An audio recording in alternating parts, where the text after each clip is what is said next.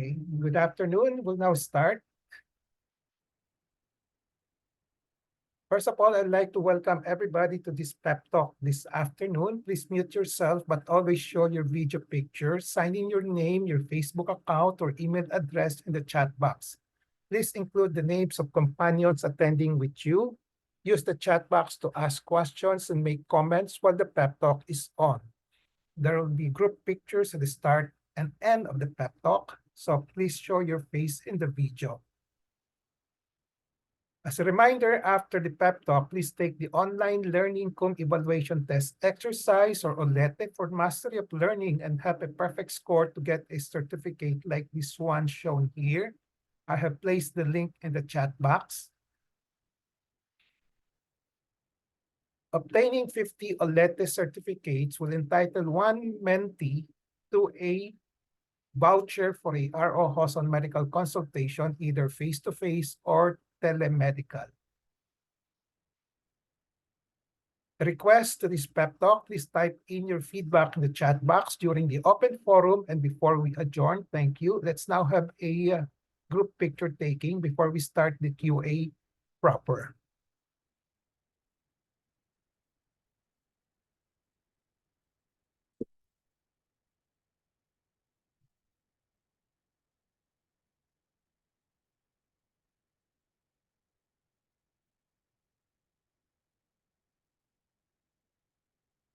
Ready? 1, 2, 1, 2.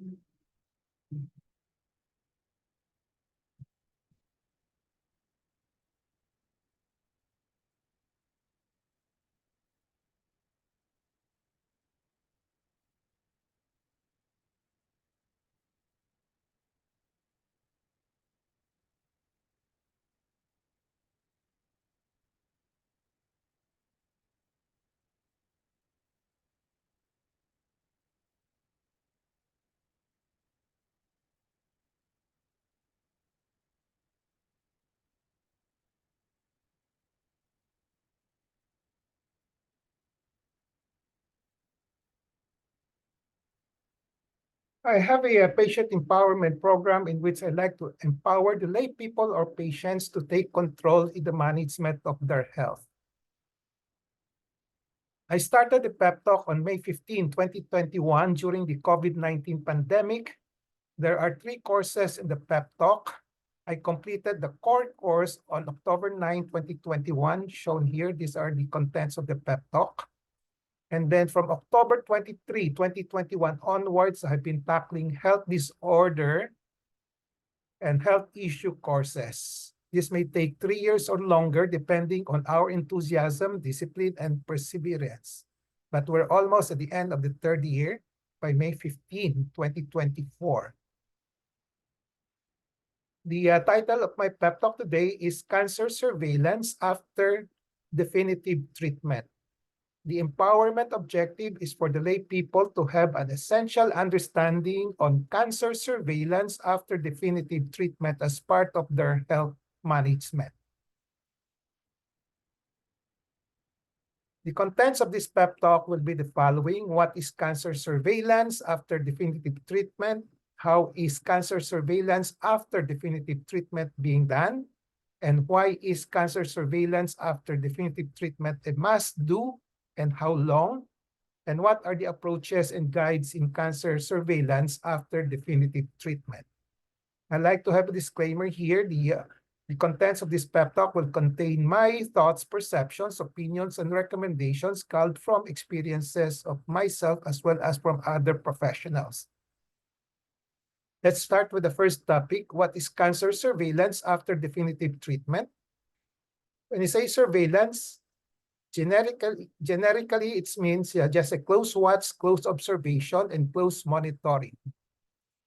Now, when you say surveillance in medicine, it's a close watch, observation, and monitoring of any event related to medicine. And cancer surveillance, the other phrase here, is a close watch, observation, and monitoring of any event related to cancer.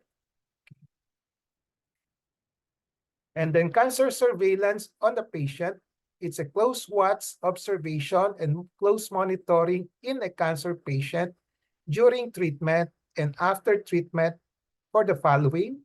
1. Response to the treatment of the cancer, behavior or course without active treatment, cancer treatment procedure, and then remission, looking for remission, checking for monitoring for remission, and also for recurrence. Cancer surveillance on a cancer patient is usually used in the context of close and continuous watch observation monitoring for recurrence after a definitive cancer treatment. Yan ang usual meaning ng cancer surveillance on the cancer patients. It's after the treatment, looking for monitoring for recurrence. Now, what is the definition of a cancer definitive treatment? Because this is part of the title. This is the primary treatment chosen to provide the high chance for cure or with the intent to cure, specifically done in which all clinically evident cancers are completely resolved, annihilated, or removed.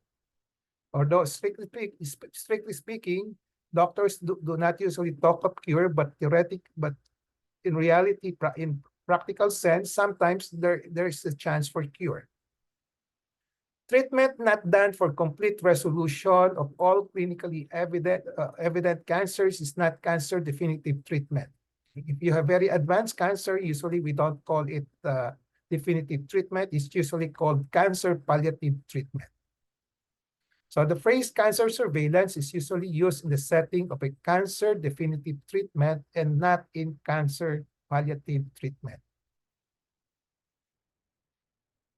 So to repeat, cancer surveillance after the definitive treatment, it's a close watch, observation, and monitoring for cancer recurrence after a definitive treatment which aims for complete removal or annihilation or resolution of all the evident cancers. Why is cancer surveillance after definitive treatment a must-do and how long? There is always a possibility of cancer recurrence even after a definitive treatment. So we always remember that there is always a possibility. No doctor will guarantee cure, that the cancer will not recur. The cancer can occur at any time, and as long as the patient is alive. The objective of cancer surveillance is to catch a cancer recurrence early enough if it recurs, and to remedy it as soon as possible, and if still possible, okay, and then using the best effort possible also. Thus, cancer surveillance after definitive treatment is a must-do, and it is a lifetime affair because it can occur as long as the patient is alive. Kaya lifetime. How is cancer surveillance after definitive treatment being done? This can be done with close or continuous and regular watch observation and monitoring of the following. Number 1, the symptoms of the patients, meaning what the patients feel and what they have observed in their own bodies. Then signs of these are gotten from the physical examinations of physicians, especially the cancer specialists. And then the third one is the laboratory diagnostic tests or procedures. So the question is, do we make use of all these three, or just 1 and 2, or just 3, just 2, etc.? So we'll be talking about the approaches later on. What are the approaches and guides in cancer surveillance after definitive treatment? So after listing all the procedures that can be done, symptoms, signs, and laboratory diagnostic tests, okay? So you can have a minimalist approach, meaning you just use 1 and 2 first, and then do number 3 only as indicated. So use the symptoms and signs first, and then do the number 3 laboratory test only as indicated. So this is the minimalist approach. The maximalist approach would be 1, 2, and 3 all at once in one sitting. And then the ritualistic approach, usually number 3 only, because there are a lot of physicians doing or laboratory institutions doing test number 3 only. Okay? So my recommendations will be the minimalist approach, number 1 and number 2, and then do number 3 only as indicated. So my recommendations, the first thing to do, must do, we have to emphasize to the lay people and patients on using the symptoms, meaning what they felt and observed, as the first step in cancer surveillance, and to not rely solely on physicians' examinations and diagnostic tests.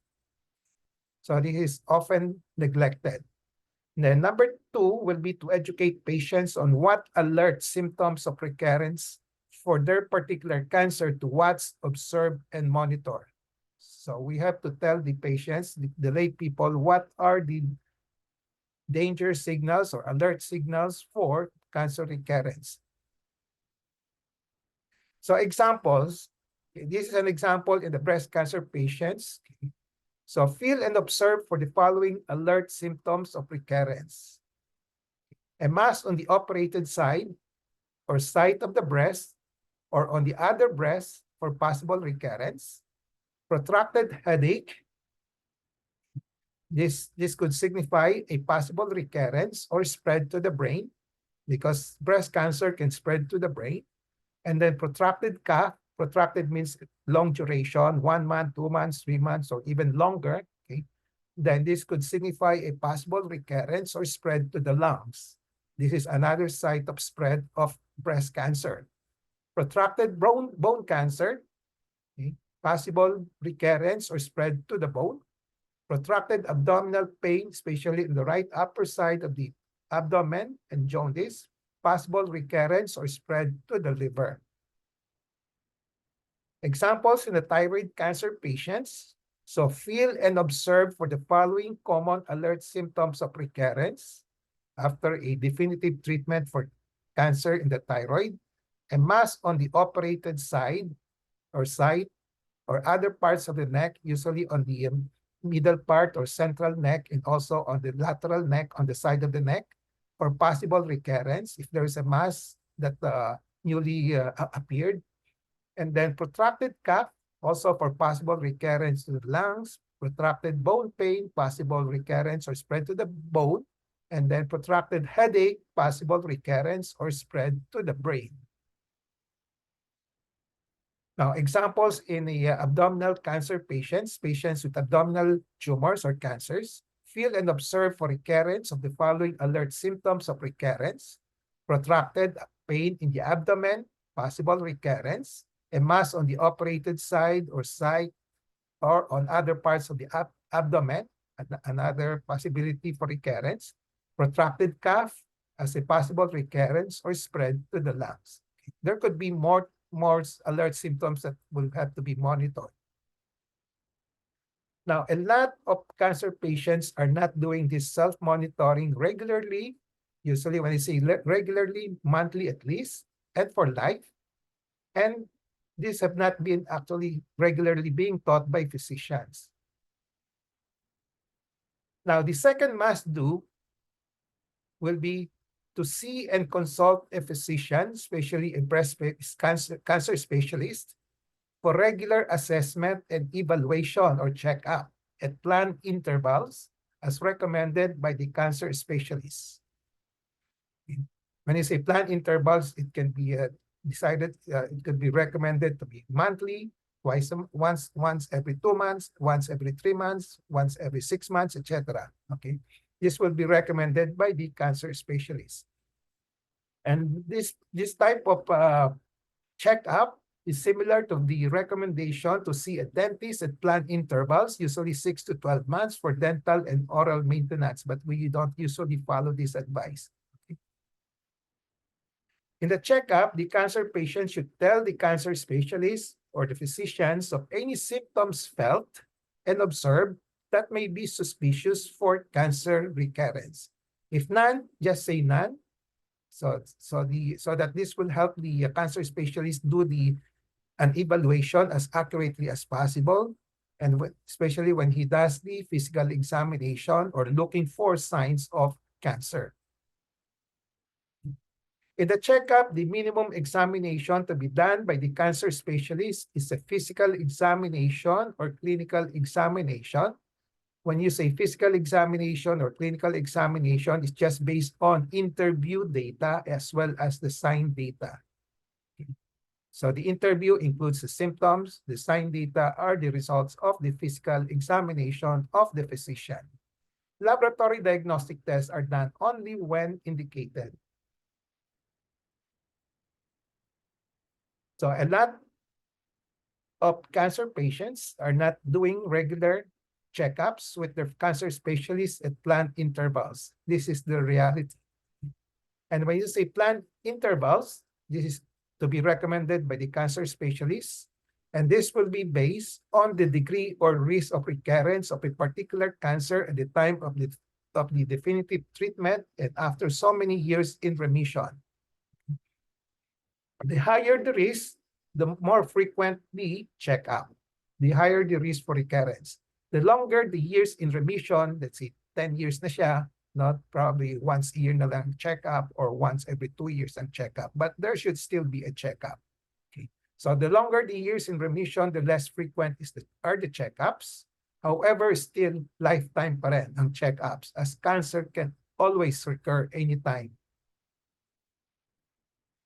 Here are examples. Example, in a breast cancer patient, minimum physician physical examination for assessment and evaluation for possible recurrence include inspection and palpation of the following areas. So this will be done by the physician.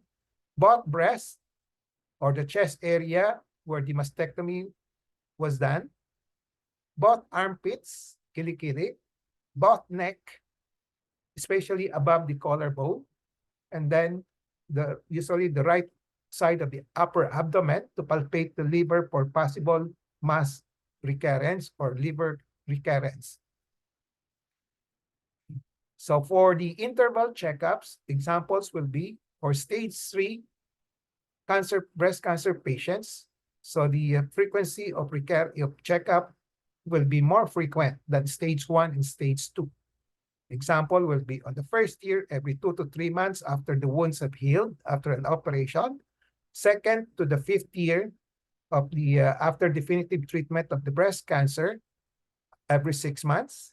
And then after, let's say if the patient is in remission more than 5 years, it could be every 12 months. And then for those who are in remission for more than 10 years, probably every 2 years or 24 months. Example, in the thyroid cancer patient, the minimum physician's physical examination for assessment and evaluation for possible recurrence include inspection and palpation of the following. The central neck, yung gitna sa leeg, okay, where the thyroid gland is usually located. This would be palpated by the physician. And the lateral neck, the side of the neck for possible lymph node recurrence. Example, in the checkup for the thyroid cancer patients will be the following. Okay, so the guidelines will be the following. More frequent in more advanced stage of thyroid cancer. So more frequent in those with lymph node metastases.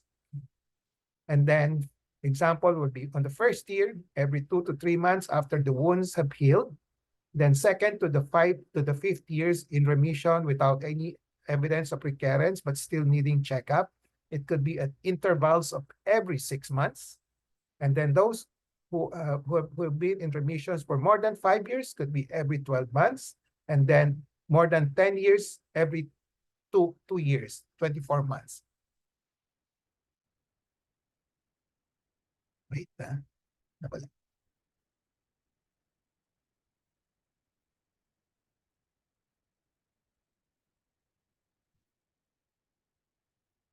So the third thing that must be done, so when I say the third thing will be the one after physical examination and clinical examination by the physician, do laboratory diagnostic tests only when indicated after the physical and clinical examination, meaning selective only, not a battery of tests. So do the laboratory test only when there is suspicion for a recurrence and the physician needs to be more definite in the diagnosis. So here we encounter the term battery of tests versus selective. When you say battery of tests for cancer, it means multiple tests being ordered or done to check for cancer recurrence with intent to be comprehensive and to apply the law of elimination in the interpretation. So maraming gagawing test just to check kung meron kahit na walang symptoms, no? Okay. Selective means only those with a basis for ordering it. Example will be there is something there that is suspicious for recurrence or cancer recurrence, then the physician will go for a diagnostic test to be more definite about the diagnosis. So the reality, what's happening here, a lot of cancer patients and a lot of physicians are not doing this selective approach in the diagnostic setting. They are being ritualistic and maximalist. So give some examples in the breast cancer patients. A battery of tests would usually include the following ordered by the physicians: CT scan of the chest, at times chest X-ray, pero mas uso na yung CT scan ngayon, kaya puro CT scan. Okay, to check for recurrence or spread to the lungs. CT scan of the brain to check recurrence or spread to the brain. Bone scan to check recurrence or spread to the bone. Ultrasound of the abdomen, and at times, some doctors, maximalists, okay, would do CT scan rather than start with an ultrasound of the abdomen to check for recurrence or spread to the liver. Then, of course, the many blood chemistry examinations to check for recurrence or spread to the liver and other areas. So in the breast cancer patients, a selective approach on laboratory and diagnostic tests can be done usually using this way. Okay. On clinical and physical examination, because of protracted headache, a recurrence or spread to the brain is suspected. So the selective test would include an ultrasound. Okay. Sorry for this. This is a typo. Okay. So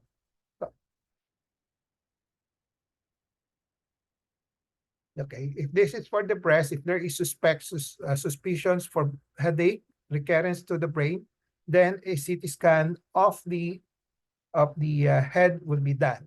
Sorry for that typo. Okay. So in this scenario, a battery test is not needed if there is no need to determine the extent of recurrence in other parts of the body, as there are no symptoms elsewhere.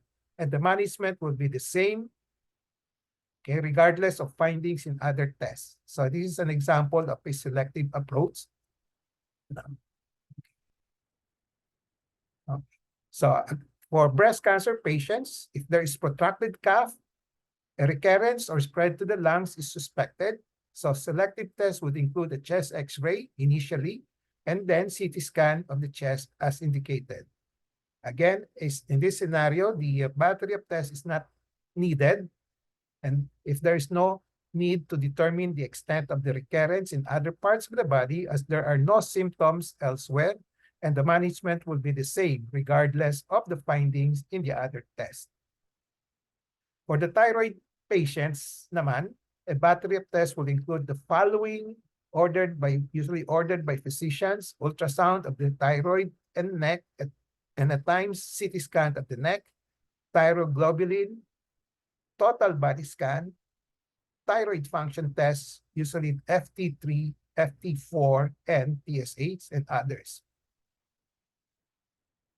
A selective approach, example of selective approach here in the thyroid cancer patients will be on clinical and physical examination, because of a palpable nodule on the thyroid bed and a local recurrence is suspected. Pag may nakitang thyroid nodules after some time after treatment, may nakitang may lumabas na thyroid nodule sa neck, then a local recurrence is suspected. So selective tests would include an ultrasound of the thyroid and neck, hindi CT scan kagad. Okay. In this scenario, the battery of tests is not needed if there is no need to determine the extent of the recurrence in other parts of the body. Meaning, example, you don't have to go for T3, T4, and other tests. Okay? Just focus on the ultrasound of the thyroid and the neck. Okay? So, there are clinical studies that compare the use of battery of tests versus selective test approaches in breast cancer surveillance. Ito lang yung mga studies that are available for the breast cancer. Wala pa sa iba. Okay? And the results of this trial support the view that a protocol, a policy of frequent laboratory tests and X-ray after primary treatment for breast cancer does not improve the survival or influence health-related quality of life. So hindi siya nag-i-improve na mga mas mahaba ang lifespan ng pasyente after using this battery of test, and then it will not help in the quality of life. So that's why the routine use of this battery of tests are discouraged. The conclusions of this test also, most of the conclusions will be this one: periodic chest X-ray, this another test, chest X-ray and bone scan allow earlier detection of distant metastasis. Tama, okay, kasi maraming test ginagawa, but anticipated diagnosis appears to be the only effect of intensive workup. Kasi kung maraming test, maraming talagang makikita, no? But the question is, there is no impact. Walang impact sa prognosis, okay, after 5 years. And so periodic intensive follow-up with chest X-ray, okay. Ngayon, baka pati CT scan kasama na din daw. But because this studies was done in 1994, hindi pa masyadong uso ang CT scan, puro chest X-ray and bone scan, so should not be recommended as a routine policy. So, etong slides will demonstrate the message being presented in the two studies. Kung mag-screening ka, okay, makikita yung cancer at this point. Kung wala kang screening, pag umulit yung cancer, dito mahuhuli na, okay. So on the surface, makikita nyo, mas late ito, no? Kung walang cancer screening. Ito mas earlier if you do a lot of mga battery of tests, no? But the problem is they usually die at the same time, no? Okay, so they die at the age of this one example. These patients die at age 70 after the cancer recurrence was discovered because of symptom directed at age 67. Okay, ito naman na-diagnose at na-discover at age 60, but this group of patients died at 70. Okay, so pareho lang. So pero ang question ngayon yung mga quality of life, no? So in this group of patients, okay, shorter ang mental suffering. So 67, 70, 3 years lang, di ba? So ito 10 years ang mental suffering, no? So yan ang the message being presented here is that you have longer suffering, mental suffering, poorer quality of life with screening, with a battery of tests, because all these patients usually die at the same time. So the other drawback here is, of course, less expense for the symptom and sign-based surveillance. Walang masyadong laboratory test kasi mahal yung mga laboratory test. Mas mahal yung may battery of tests. So, in short, my thoughts, perceptions, opinions, recommendations. Number 1, I go for minimalist approach. Number 1, based on symptoms. And number 2, based on signs muna. And then do number 3 or laboratory test only as indicated. So, my recommendation is a minimalist approach, symptom sign-based surveillance, and selective diagnostic tests as indicated. So when you say symptom of patients, again, these are what they felt and observed, okay? And then okay, there must be regular, monthly, checkup, okay? I mean, monitoring, regular monitoring of the symptoms, monthly at least, and for life. And then for the signs coming from the physical exam of the physicians, okay? Again, it should be regular and planned intervals. And then for laboratory tests or procedures, as indicated, only selective and not battery of tests. So these are my recommendations. So for summary and takeaway, I have presented the following. What is cancer surveillance after definitive treatment? What is cancer surveillance after the, how is cancer surveillance after definitive treatments being done? Why is cancer surveillance after definitive treatment a must do and how long? And what are the approaches and guides in cancer surveillance after definitive treatment? Takeaway in relation to cancer empowerment, be always in touch with reliable medical information on cancer surveillance after definitive treatment. Knowledge is power, it gives power. Use the 4Ks of patient empowerment: kaalaman, kakayanan, karapatan, and kapangyarihan to gain greater control over decisions and make better decisions on the management of cancer surveillance after definitive treatment as part of your health management. So with that, I end my pep talk today, cancer surveillance after definitive treatment. I hope I have empowered you to have an essential understanding on this topic as part of your health management. Before we go to the question and answer portion, reminder, please take the online or online learning cum evaluation test exercise. For those who are new here, that's OLETE for short. This is done for mastery of learning and have a perfect score to get a certificate like this. Right? I placed the link in the chat box earlier. And then another reminder, obtaining 50 OLETE certificates and will entitle one mentee to a voucher for ROJoson medical consultation, either face-to-face or telemedical consultations. This is actually our 37th pep talk. So there are people who have gotten 2 or 3 vouchers already. Okay. And feedback to this pep talk, please type in your feedback in the chat box during the open forum and before we adjourn. Okay. So let's now have a group picture taking before we start the QA and interactions. Please show your face, beautiful faces in the video now.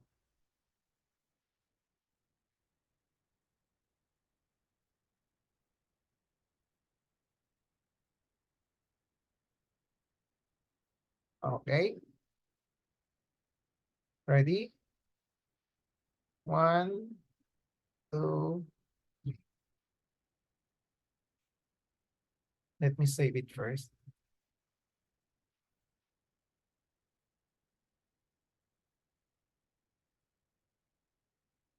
Okay. So the floor is now open for questions, comments, suggestions, free consultation, as long as it's short consultation. Doc, Susan.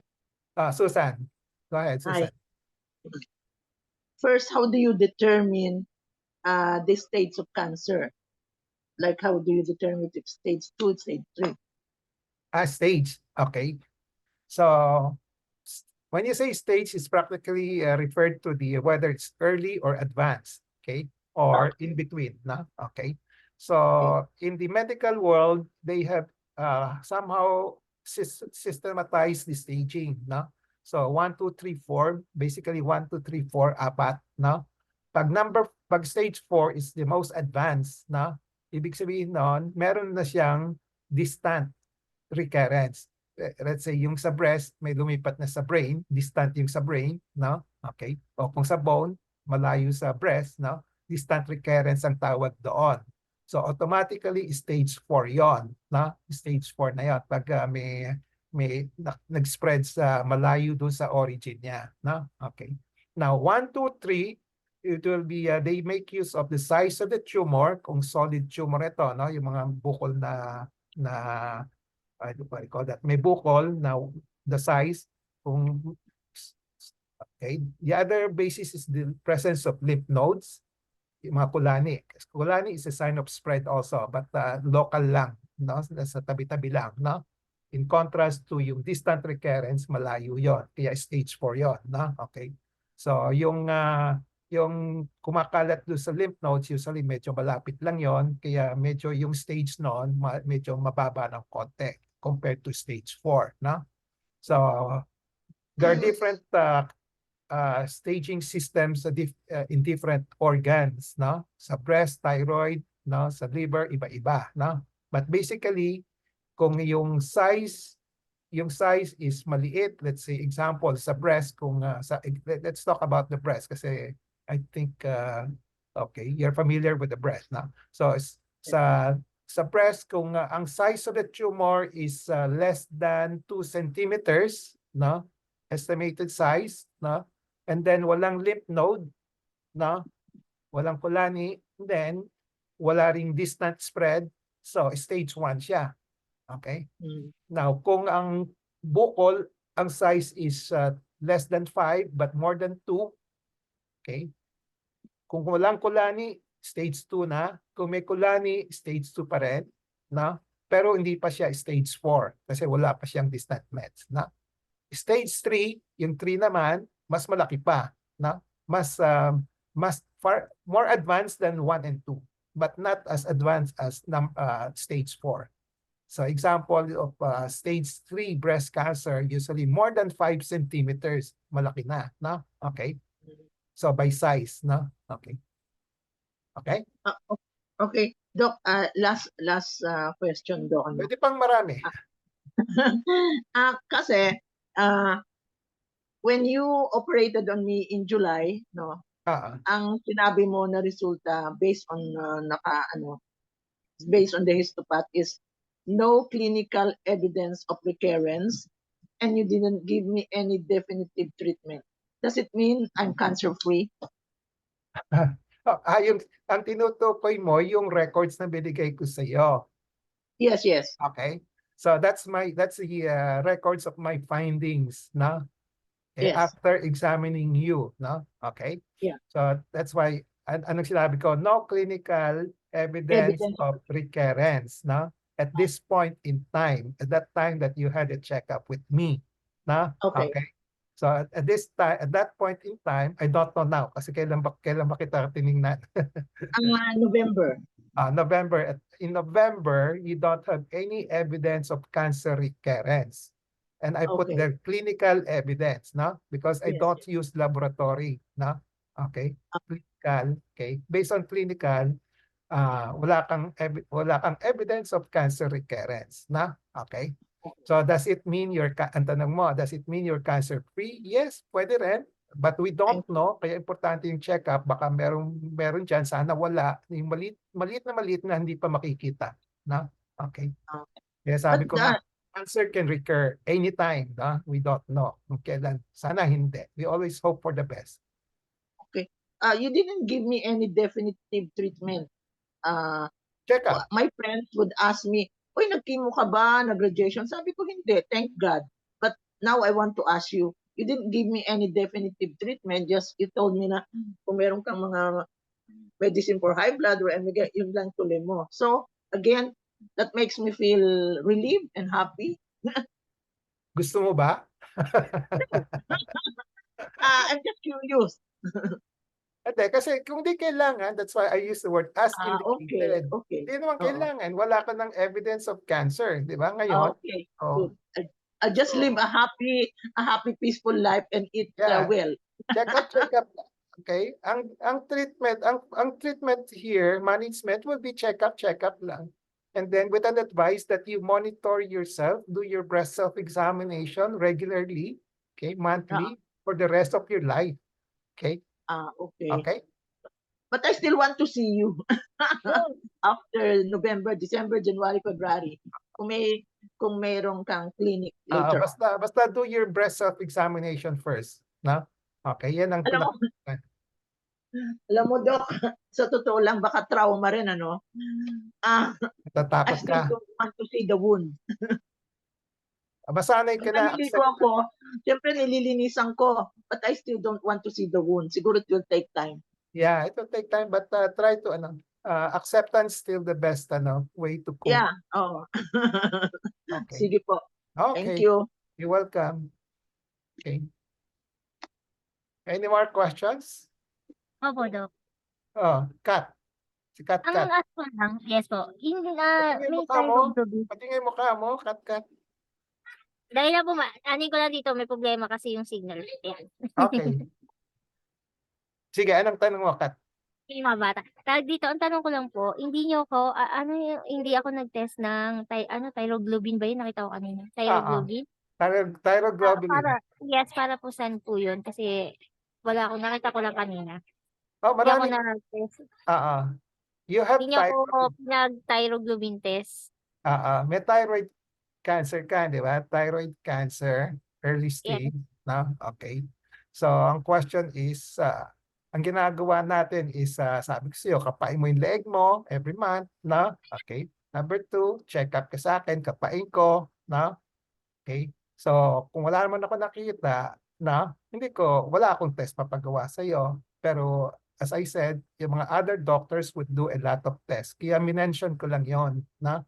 Okay? So, binanggit ko lang yon. There are other tests that can be done, no? Thyroglobulin, tapos yung mga thyroid function test, no? Ultrasound, marami, no? Okay? So, gusto mo ba? Yan ang tanong. Gusto mo ba? Ako mamaya. Hindi kasi sabi niyo naman po kasi hindi naman cancer yung last operation ko. Yeah, but you have the yung original mo meron, 'di ba? Maliit lang, 'di ba? Yes po. Okay, yeah. Okay. Sabi So, hindi Doc, may kailangan. isa pa akong tanong. Kasi ina-apply ko na yung sa SS ko disability. Ask ko lang kasi, yung histopath ko, pinagbabayad ako ng 2,000 sa PGH. Hindi daw na-cover ng PhilHealth ko. Oh, anong tanong mo sa akin? Hindi, what I mean is, actually, binayaran ko naman. Actually, talaga hindi siya na-cover ng PhilHealth talaga. O hindi ko maintindihan kasi yung process nung payment nung time na yun. Akala ko na-cover siya eh. Baka sumobra yung gastos mo. Kasi there's a limit coverage of PhilHealth eh. May limit. Nakita, daw po kasi parang late daw dinala yung biopsy sa kanila. Okay. Anyway, yung mga technical problems na ng hospital yun. Okay. Yes. Yun lang yung tanong ko po yung sa thyroglobin. I don't think it's needed na. Okay. Yes po.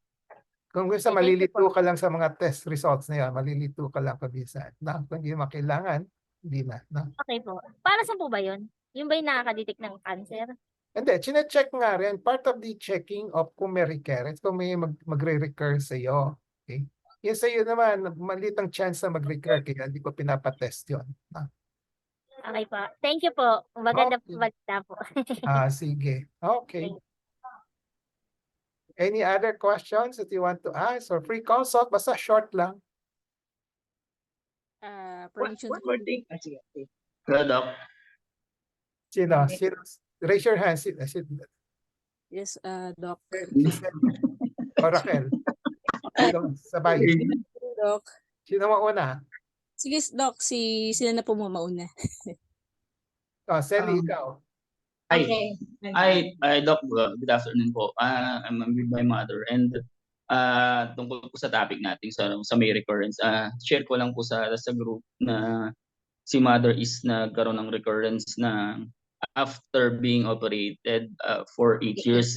And then nagkaroon siya ng recurrence and then immediately na-detect and then nagawa na ng paraan with the cause on last December 2023 and then ngayon nag-ano lang siya ng kanyang check-up, lang siya ng check-up and then tapos na yung kanyang EPH, Doc. At tanong lang namin, Doc, kasi meron kaming as requested po, na send ko na rin po yung current na EPH ng second operation and then yung sa kanyang first operation. Ang naging result po niya is EP and H, as kung I have my memory clear, is lahat po ay negative. Meron na po siyang tinitake na medication as per yung prescription niyo po. As lang po namin Doc kung ano po ba siya, kung paano po ba yung next step after the EPH. Okay. Actually, nakita ko na yung results. Pag-aaralan ko pa nga, no? Pag-aaralan ko, no? Okay. I won't answer you now. Pag-aaralan ko, no? Okay. But Okay po. for the in relation for the benefit of all for the audience, no? Okay. Para to reinforce your learning, no? Yes po. Si Selly Robles, ang katabi ni Aji, okay? Okay. Apo. So, 8 years ago, so inooperahan natin sa one side, no? Okay. And then, ang monitoring natin, we're talking about surveillance topic ngayon, di ba? So, ang Yes po. surveillance ko sa kanya, hindi battery of test, no? Wala akong ginagawa. Wala tayong ginagawa ng Opo. maraming test na like bone scan, CT scan, Yes po. no? Okay. So, ngayon, nagkaroon siya ng recurrence, good na kapanya, okay? That's why importante yung breast self-examination ng pasyente. So, nakapanya on the other side. So, which is a new one, no? Hindi siya related to the old one, no? Hindi Yes siya po. connected, no? So, ayun. So that's an illustration of how the cancer surveillance can be done without a battery of tests, no? Yes po. Okay? So, Yes po. yung gamot, saka Pag-aaralan po. pag-usapan na lang natin mamaya, ha? Kasi pag-aralan. Apo. Iba kasi yung results from the first one, di ba? Yes po. Okay? Yes po. Understood. Okay. Thank you po. Okay. Raquel, ikaw na. Hi sir, Doc. Good afternoon po. Doc, ako po yung nagkabita, yung sa tita ko. Yung nag-send po yung sa, may body mass siya, 2 po dito sa breast. Parang dun sa discussion nyo po, parang papatak siya dun sa stage 2. Hindi po akong nagkakamali. Cancer ba? Sa breast po, yung... Yeah, cancer ba? Po. Ay, based dun sa ultrasound is BRADS category 4. Di pa sigurado. Opo. Kaya po parang nag-ano po ako sa inyo, nag-chat po ako sa inyo kung magpapakonsult po. Na ang remarks po kasi dun is parang biopsy po, for biopsy na po agad siya. Okay. So, okay. Huwag ka muna mag-finalize yung stage. Hindi pa kasi proven, di ba? Okay. So, anyway, yung mga laboratory test, pag sinabing BIRADS 4, no? Hindi pa siya, wag mo munang, wag mo, don't take it as final, no? Kakapain ka pa, di ba? So, i-correlate natin. May nakakapa ba kayo? Meron po. Okay, so kakapain ko pa as a doc, as a physician, kakapain, then ibabangga ko yung findings ko. Ang findings ko will be called signs, diba? Signs yun, diba? And then yung nakakapa niya, symptoms, no? And then ibabangga ko dun sa laboratory, no? Kung mag-agree ako dun sa suspectia for cancer or hindi, no? Ganon, no? Okay? So hindi pa sana benign. Pwede pa rin. Okay. Pero importante, makapa ko. I don't just rely on laboratory tests. Okay. Yung mga kapa ng doctor usually may 90% accuracy yon. Kung ang mga laboratory may 90%, yung kapa ng doctor meron din doon. 90%. Di ba? Okay. Sige po. Salamat po, Doc. Okay. Any more?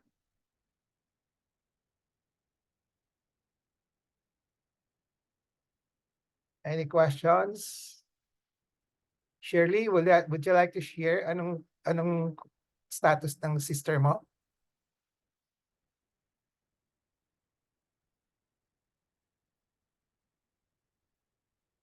Unmute yourself. Doc, kasi hindi ko friend ko lang. She's my friend, she's not my sister. Okay, not your sister, si Mary. Okay. Yeah. Recur sa kanya, recur. Kaya minomonitor ko siya, di ba? So what happened now? I think Doc siya na lang pero recurrence nga. So, okay. So, okay lang po, Doc. Yeah, sure. I'm She's trying to see ano, whether we written on. can learn something from her in connection with the topic, no? Kasi after her Okay. operation, check up, di ba? Kinakapa Yeah. ako, di ba? Okay. So yung mga recurrence, hindi mo mapipredict kung kailan lalabas no? But Yeah. it's unfortunately mukhang maaga lumabas yung sa kay Mary, okay? So we're Opo. trying to solve to manage the problem now, no? Okay. Okay Okay. po. Po,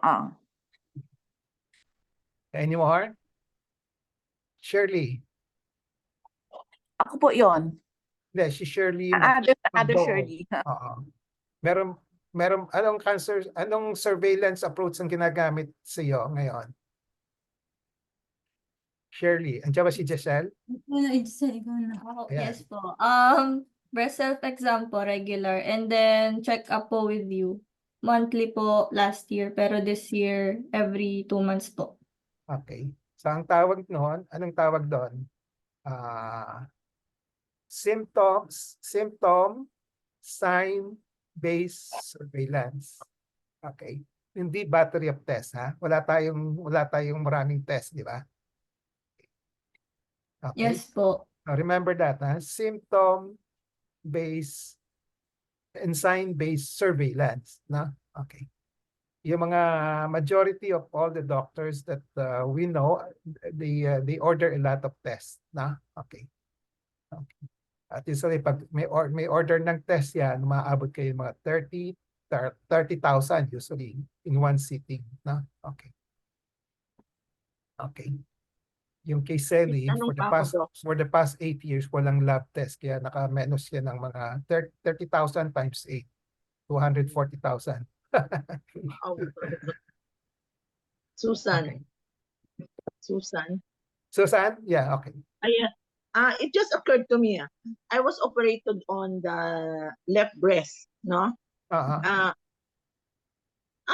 Lately, every now and then, parang namimintig yung left arm ko. Is it related to the operation or baka sa pagtulog or whatever? It may be not, no? But as long as it's tolerable, no? I-observe mo na lang. Observe mo na lang. I-observe Okay. mo na lang, i-monitor mo na lang, and then pray and hope it will go away. Most likely it will go away. As long as, basta importante, walang bukol ka nakakapa. Okay. Okay. Thank you. Okay. So, any more? I see a new name here aside from Raquel. Si Rich. Rich, can I sino kayo? Can you introduce?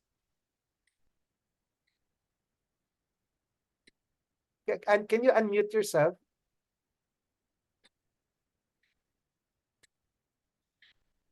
Okay. Unmute. Nakamute ka eh. Okay, Rich. Okay. I was the one you were talking to yesterday, doctor. Ako po yung yung kausap nyo kahapon, doc. Okay. I Okay. Yeah, sige. Thank you for joining. Yeah. Okay. Yes. Doctor, I was wondering because I read somewhere that mammogram is one of the most outdated exams right now. Is that true? I would say it's true. Basta lahat ng test may limitations, no? Okay, lahat ng test not perfect, no? And then you're going to hear a lot of arguments, yung mga iba who don't believe in it, no? Ganon, no? That's why it's really up to the doctor, the cancer specialist to evaluate, no? And check if it's kung kailangan, no? Okay. So we kumisan, some tests are basta the rule is no test is 100% perfect, no? Kahit na yung pinakamahal, no? Okay. And then what the doctor will do is just weigh kung saan ang pinakamaganda for the patient, no? Okay. So example, I think okay, I try to remember yung kasi I've been always I'm not going to say that I will support that stand na ano, yung sinabi mo, outdated, no? But personally, no, from my experience, I rely more on ultrasound rather than mamo if there is a palpable mass, kung may nakakapa, no? So, I think in your case, hindi, yung mamo, hindi niya nakita, no? Okay, may mga errors, no? Okay. Yeah, but if you did an ultrasound, most likely, mahuhuli na kagad yon, no? Okay. Okay. But sometimes I don't use ultrasound also. I just use my hands, no? Okay. If I feel that yung bukol is hindi na kailangan magpa-ultrasound, kung minsan ay pwede nang diretso na for the operation, no? Or kung minsan I do a needle biopsy, needle aspiration, if I feel na baka tubig lang yon ang laman, no? So I do a needle biopsy, needle aspiration. Pag na-needle aspiration ko, kung tubig lang yon, wala na siya. Magic yon. Mawawala yung bukol. No? Okay. So it all depends on my findings during the time of the examination. No? Okay. Okay, Rich? Opo. Any more? Okay, so we have thyroid, we have breast. Ano pa? Lily, would you like to, Oh, sorry. so Monet, sige, Monet. Yeah, I do have a questions. Oh. Usually there's okay, my question will be, what do you prefer, a CT scan or a PET scan? What's the difference between the two? The difference between the two, Is the aside spelling. from the cost, okay, aside from the cost, no, yung CT scan is just a both are imaging. When you say imaging, titingnan mo yung mga shadows of something, no? Okay. So yung CT scan, it purely studies the structure of yung anong makikita, parang building yan, yung anatomy, no? Okay. Yung PET scan, may konting tawag doon, may konting functional component kasi kung may uptake ng sugar, no? Okay. So they would say that baka may focus of cancer. Is a PET scan, no? Okay. Actually, when you say PET scan, it's a combination of PET CT scan eh. Kino-combine nila, no? Okay. Kaya lalong mahal, di ba? Okay. Kasi yung CT scan mismo mahal na. Kung ihahalo po ng PET CT scan, okay, mas mahal, no?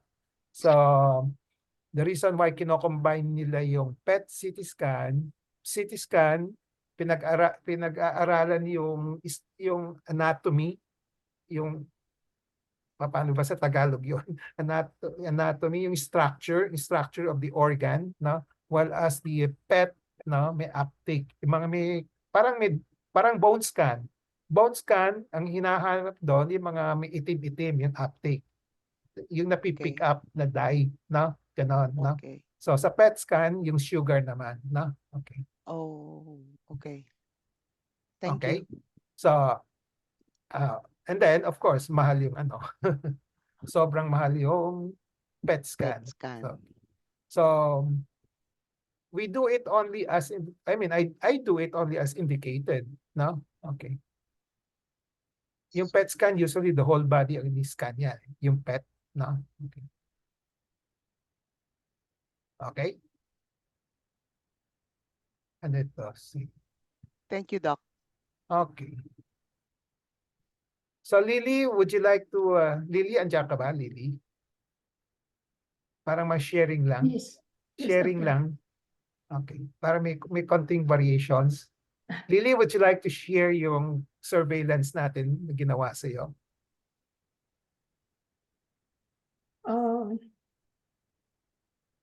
I usually come to your clinic for checkup, and you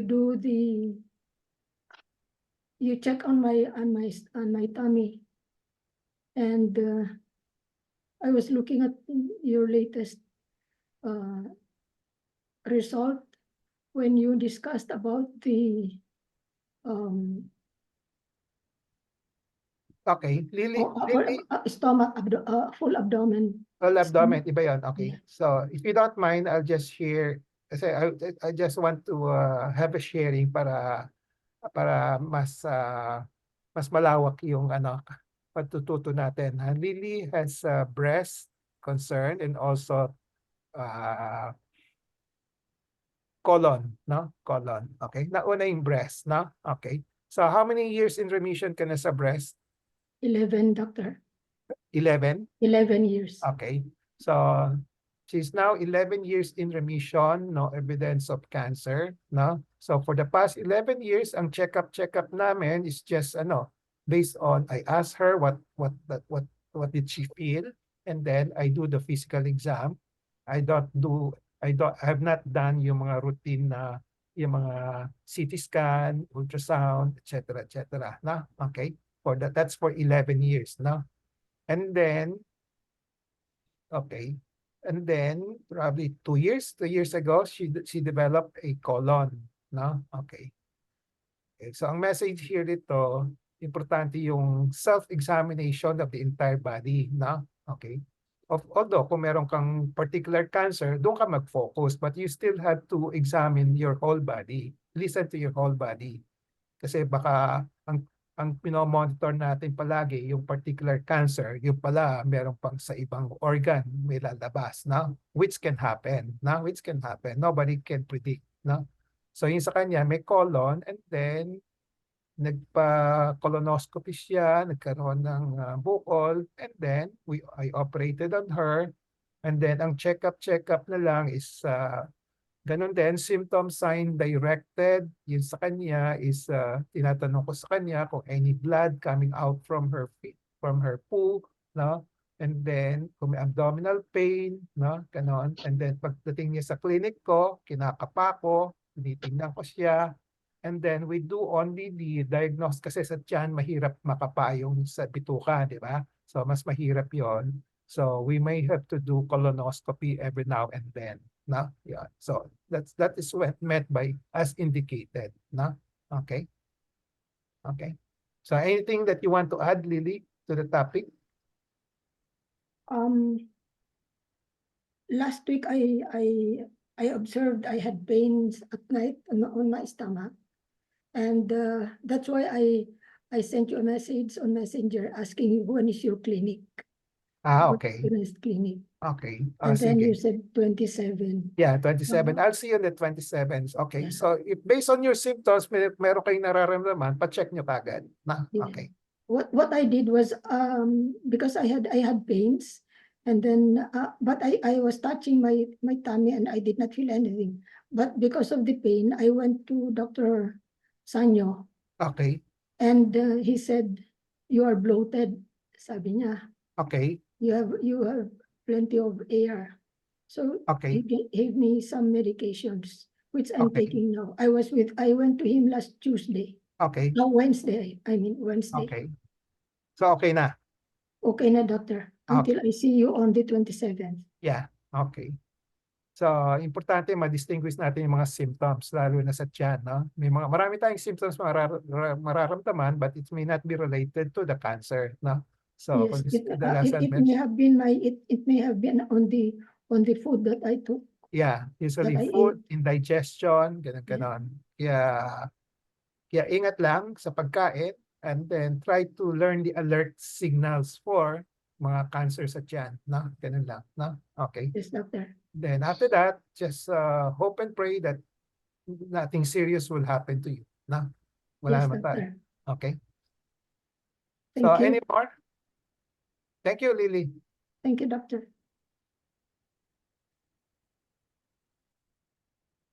Any more questions? If none, wala na. We'll call it a day. It's 3:15 at 3:10. Kung wala na, so we'll call it a day. We'll see each other again next week. For those who are new here, you're always welcome to join us every Saturday. No? Okay, it's free. No? And then if you want to really have a mastery of the learning here, you take the online learning kung evaluation test exercise. Madali lang naman yon, no? Mga 15-20 is questions lang yon. Then, pag hindi niyo na perfect, ulitin niyo, no? Then you get it until you get the perfect score, no? Okay. Okay. Okay. There are no more questions. We call it a day. We'll see each other next week, no? Okay. Next week will be I'll be talking on the health calendar, DOH health calendar, no? Health awareness calendar, no? Okay. Okay, thank you. See each Thank you, other Doc. next. Thank you, Doc. Happy New Year Welcome. pala. Happy New Year. Chinese. Kung See you Hey. po, Doc. Thank you. Kung Thank you po, Okay, Doc. naman. Thank you po. Thank you po. Bye-bye.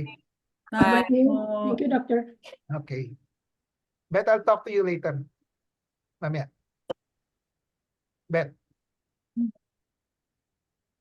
Bet, I'll talk to you later. Okay.